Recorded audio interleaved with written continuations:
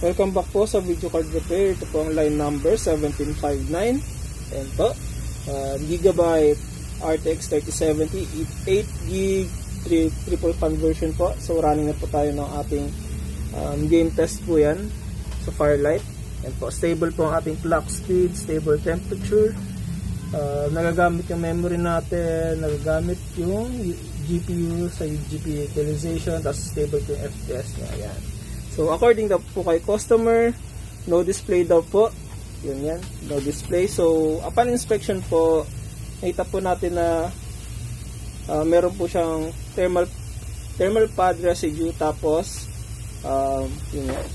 Tapos ito, may pinalitan po tayong tatlong shorted na MOSFET. So done na po yun. So tapos mayroon po siyang history of repair. May mga parts po siya na miss